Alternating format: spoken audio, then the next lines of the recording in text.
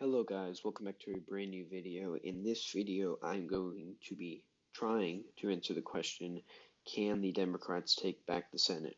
Currently, they sit at 47 seats, including Angus King and Bernie Sanders, who are independents from Maine and Vermont, respectively, to 53 Republicans. So either side, the Democrats will have to take a net gain of 3 seats, plus maybe even 4 if they don't win the presidency, but we're going to see if they are able to gain that amount of seats and whether it's even possible for them to be able to do that. So, as always, we will start off by filling the safe states. Another thing to mention, all of these seats that are up now in 2020 were seats that were up in 2014, which was a great year for Republicans. As you can see here, the Republicans flipped Montana, Alaska, Colorado, South Dakota, Iowa, Arkansas, Louisiana, North Carolina, and West Virginia. Now, all of those seats are up for re-election. Many of those seats, this was a Republican wave year, so we'll see if the Democrats will be able to take some of those seats back. So, like I just said, we'll fill out all of these safe seats. Many of these seats that flipped will be going safe in this election. All of these states will be safe. Anything else? Oklahoma, yes, that would put them at 43 safe seats to the Democrats. I believe Oregon would be safe. Don't think the Republicans will run that good of a nominee. Mexico will be safe. Illinois, Massachusetts, Rhode Island, New Jersey, Delaware, and that will be it. That puts the Democrats at 42 safe seats to the Republicans' 43 safe seats. Now, to analyze whether the Democrats can take back the seats, you'll have to look at what seats they can actually win first. Realistically, they're not going to win Georgia, the at-large seat rather than the special election. That'll probably go likely, and they're probably not going to win Alabama as well. Doug Jones barely won against Roy Moore, who was an absolutely god-awful nominee. Now Jeff Sessions is probably going to be the nominee, and he is probably going to win. That'll give the Republicans the victory by at least a likely margin, even by a safe margin. Like if you look at the 2014 election, they flip seats here. They flip some seats by about almost 20 points. Some of these seats were flipped by 20 points, which is absolutely insane. And I believe that the same thing will happen in Alabama, especially during a presidential election year. And these seats, if you look at these seats, they can possibly win these seats. I don't think they're going to win Mitch McConnell's seat. We'll put that as a lean margin. Amy McGrath is a solid nominee that can be able to run. She was a retired, I think she was in the Army or Air Force or something like that, a veteran. And she is running against Mitch McConnell. Mitch McConnell, as we can see here in the morning consult polls, Mitch McConnell does have the worst approval ratings. He has 37% approval and 50% disapproval. Now, if you look at that on paper, you'd say, oh, Mitch McConnell's going to lose easily, but I just don't think that's the case. Kentucky, as you can see, they did elect a Democratic governor in the 2019 elections, flipping that seat, but I just don't think that it's going to be possible in the presidential election year because Kentucky is a red state at the end of the day. Another seat that is probably not possible is the state of Kansas. I'll put it at a likely margin because if Chris Kobach is the nominee, as we can see now, Mike Pompeo is not going to run to be the nominee. But if Chris Kobach is the nominee, that could get this state even into the blue column because you can see in the 2018 midterms, the Democrats actually flipped this state, their governor's race, blue, with Chris Kobach being the Republican nominee. In a 2020 election, it might be different stories, a presidential election race, a Senate election, and whether Chris Kobach will even be the nominee. So I'll put that as a likely margin for the Republicans. But if Chris Kobach is the nominee, this could easily be a seat that Democrats could put in play. Also, the state of Texas, I believe, is going to go by a lead margin. I don't think there's much Democrats can do against that. They put up Beto O'Rourke, who was a very strong candidate against Ted Cruz, who was one of the most unpopular senators at the time, and they still could not win. They still lost by 2%. If we look at John Cornyn, let's turn off caps lock. John Cornyn is at, as you can see right now, he's at a 44% approval and a 26% disapproval. As we can see here, he's lesser well known. See, currently he is at 44%, whereas Ted Cruz at this time was probably a bit lower. 2018, he was at 49% actually, but with a lower disapproval rating, more people knew who he was, whereas John Cornyn is less known. But at the end of the day, I don't think there's much chance that the Democrats will be able to win this seat unless they put up a really good candidate again. Many people are calling Beto O'Rourke the next John F. Kennedy and everything like that, but I just don't think that they will also win. Now we'll go on to states that I'm pretty sure Democrats are going to win. The state of Virginia, I believe it's going to go by a likely margin. If we look at the 2014 results here, Mark Warner won this state by 0.8%. Even in a Republican wave year, even in a swing state like Virginia is. Look at the presidential election in 2016 here. Virginia went by 5% to Hillary Clinton being the establishment candidate. And so I just don't think there's any chance that the Republicans would put too much money in this trying to put up a good candidate to beat them, because I just don't think that there's much chance that they can actually win this seat. And then they'll put the Democrats at 43 seats, to Republicans 48 currently. Another seat, I think the Democrats can win. I think this is Tina Smith's seat. I think they'll win this probably by a lean margin.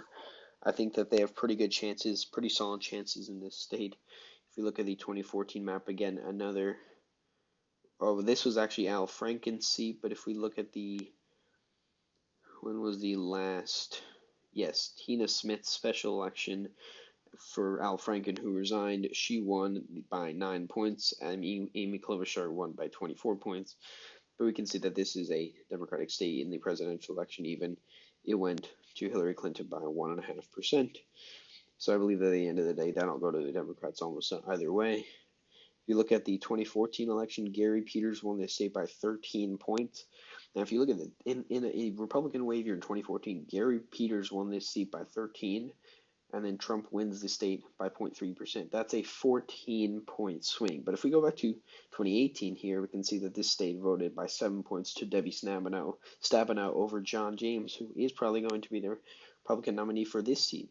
But at the end of the day, I believe, regardless of whether this state goes to Trump in the presidential election or not, it is going to go by the Democrats by at least a lean margin, in my opinion. I don't think it'll get closer than 5 points, but it could.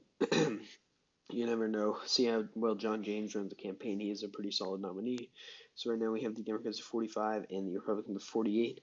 Now we look, these are all the opportunities the Democrats have to flip here. We have Arizona, Colorado, Iowa, North Carolina, Georgia's special election, New Hampshire, and Maine. Some of these, actually New Hampshire is a Democratic seat, which I believe will also go by a lean margin. If we look at the 2014 results here, Jeanne Shaheen won this state by 3 points.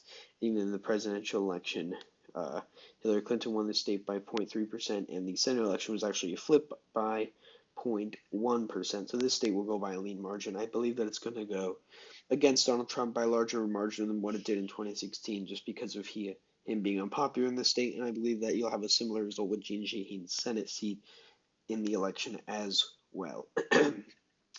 Now, going to the opportunities that the Democrats actually have to flip, I believe that the first one to flip will be Colorado. It's probably going to go by a lean margin, probably around 4 to 5 points.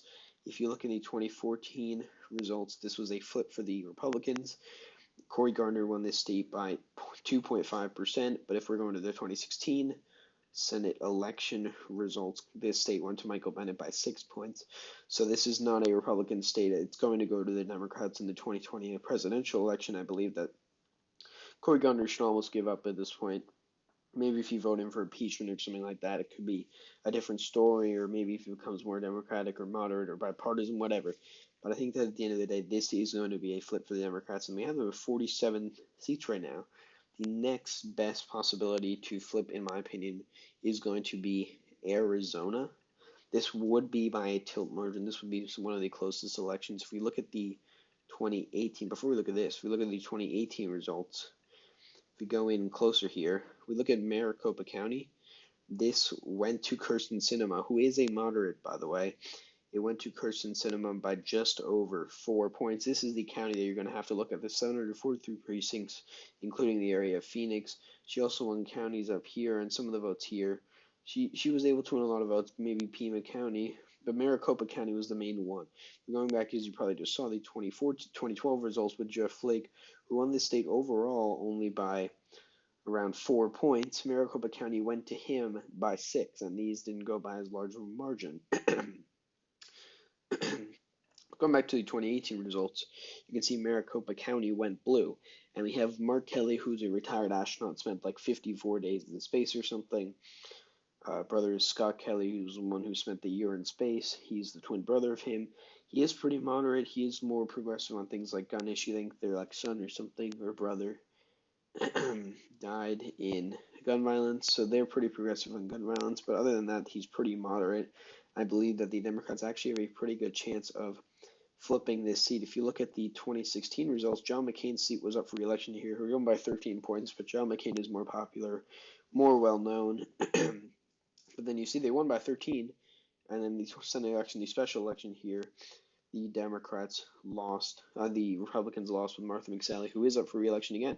Martha McSally lost by 2.4%, and the Republican governor appointed her, and she's up for re-election again against a candidate who's arguably more popular, more moderate, and will be able to win. So in that state, in my opinion, that state is going to go to the Democrats. Now, you see the opportunities for the Democrats kind of dwindle here. I believe that Iowa will go by a lean margin. The state went by 10 points to Donald Trump in the presidential election. This was another flip from the 2014 elections, but a huge flip by 9 points. It was an open seat, although formerly held by a Democrat. And as you can see here, this state went by 9 points. I think that it will be closer if we look at the approval ratings. Just look up Joni Ernst. She is unpopular. She has a 43% disapproval rating and a 39% approval rating, but that just may be because she's less well known. When it comes to a presidential election year, I believe that she will win. The next best opportunity probably would have to be from North Carolina.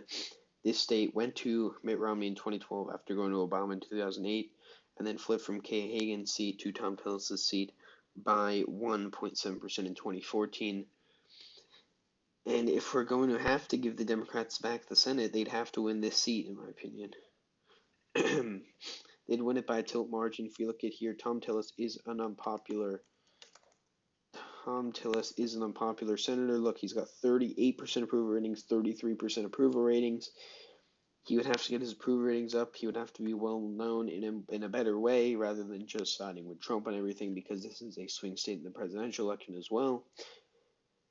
And it's going to be interesting to see whether the Democrats come in there. And then this is going to be the one that decides it all after we just fill in the special election, which I believe there's not much information about it yet, but it will probably go lean back to North Carolina. Actually, Cal Cunningham is a pretty good, solid Democrat from the seat that he is running for, and he's probably going to be the candidate for the Democrats, and he's probably going to be the one that beats Thom Tillis. He'll have to be if the Democrats want to take back the Senate.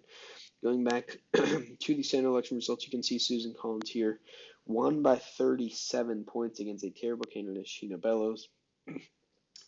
But the country is more divided now. You see in Maine, the state did go to Hillary Clinton by 3.8%. If you look at her, if we look at this right here, she is the second most unpopular. She has a 49% disapproval ratings, and if you automatically assume that 49% of people off the start are going to vote against her, she will lose her seat. That does not mean you see Bob Menendez won his seat in 2018, him being very unpopular for corruption and everything like that, but Susan Collins is in a blue state. She is a Republican senator. She has bad approval ratings, and if we look at Susan Collins here, she may vote for impeachment, which could help her. But as you can see, she was at 52% to 39% at the beginning of 2019, and now she's at the complete opposite from that. She's at 49% approval ratings, and you could assume that this will just continue to go up. And so in that case, you could give Susan Collins' seat to the Democrats, which would put this at a 50-50. And in this case, if the Democrats were able to win North Carolina, Maine, and Arizona, they would most likely win the presidency at this point as well. But obviously, it's easy for the Republicans to take back some of these seats. If you look at the 2022 elections, Democrats may be able to get it then with states like Wisconsin, Pennsylvania, and other states. Other than that, I'm not exactly sure. But the Democrats probably will be able to get some more seats then. But if the Democrats have any chance of winning back the Senate, it will be with those states. So I hope you all enjoyed this video. This has been a long video. We're at around 15 minutes now. Please like and subscribe as always, and I'll see you guys later.